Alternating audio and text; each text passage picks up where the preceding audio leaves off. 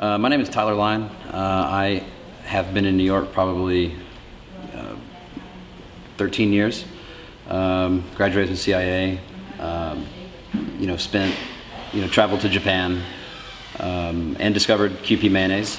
We're based in Coney Island, and we have venues in Manhattan and do a lot of work here in New York, in a catering capacity. I've been in New York for 13 years.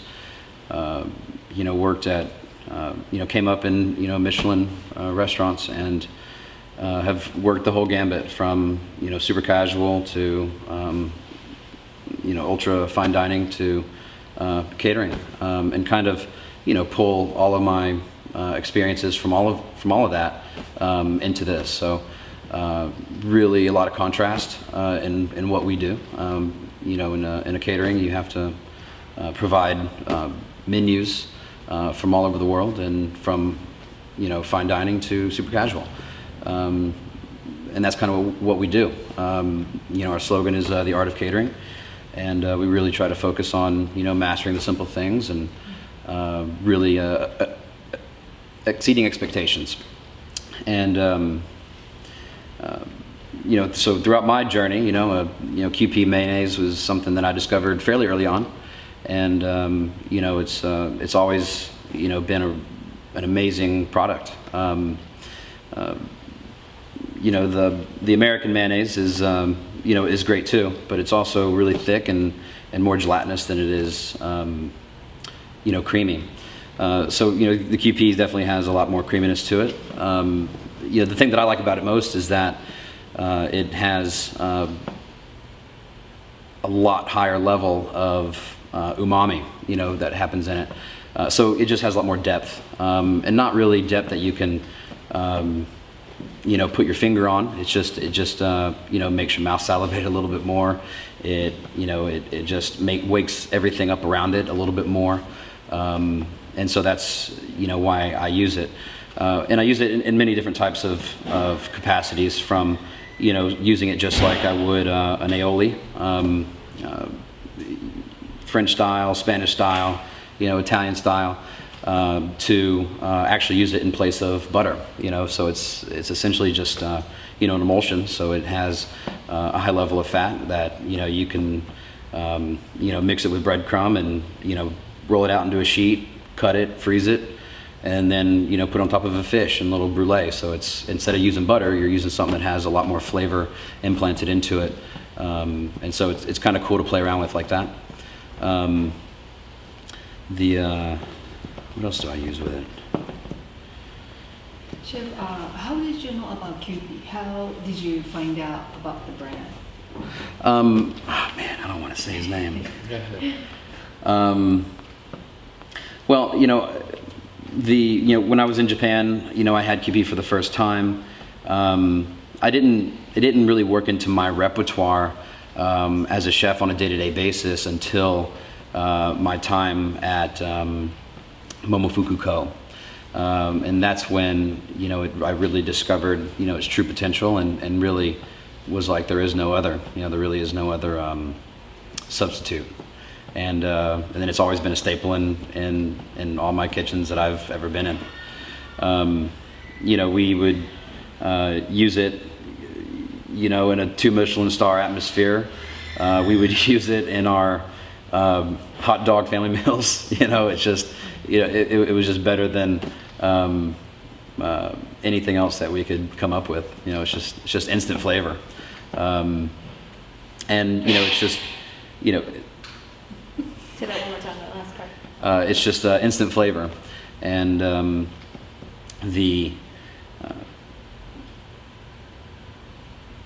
doing things with traditional mayonnaise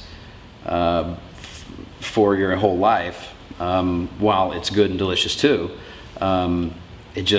you can do it all again with Kewpie, and it just makes it all the more interesting, and kind of like tasting it for the first time. So as you get acclimated to certain flavors and dishes, and you get kind of fatigued on the flavor, the Kewpie really gives you a new contrast to it.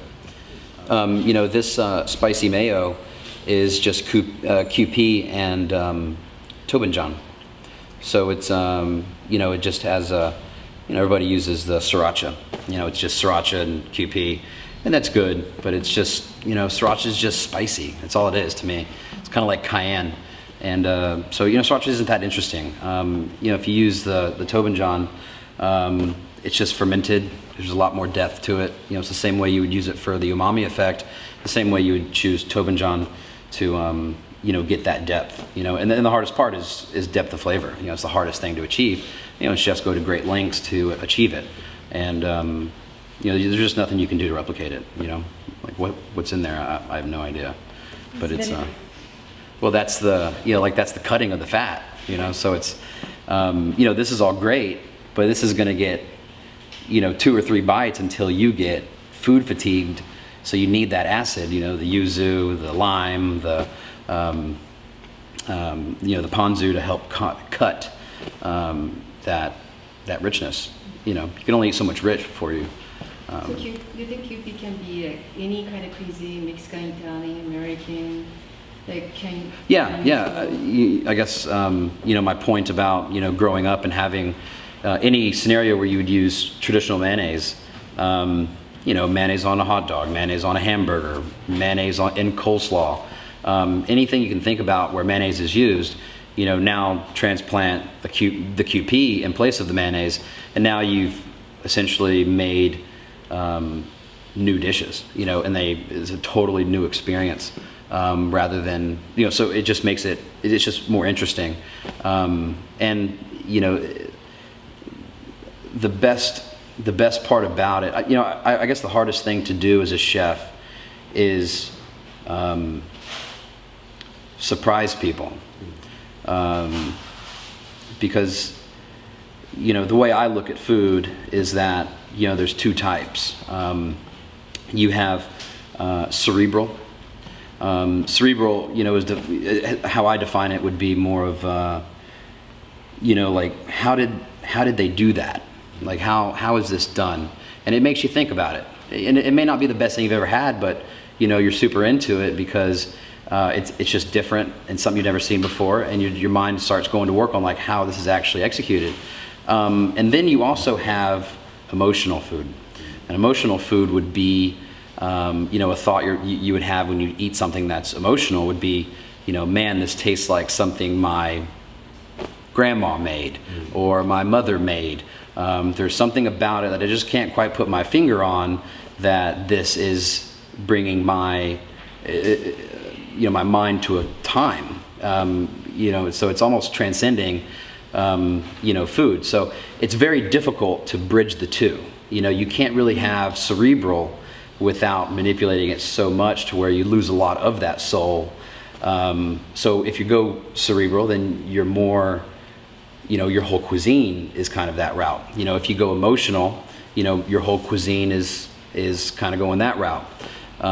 So going back to the point about growing up and having an entire life of experience with mayonnaise, and now you have put Kewpie in that place. Think about the emotional quality that Kewpie has or can tap into of people's culture, of people's experiences of life, and so that's kind of what makes it really interesting to me, because you just use mayonnaise and aiolis nowadays without even thinking about it, and so to have a thought of using a new not a new product, but a product that's getting introduced into the U.S. more aggressively now and becoming more and more common, I think is pretty cool. All right, great, thanks. Did I crush that? You crushed it. Thank you. Crushed it. Thank you so much. Oh, you're very welcome.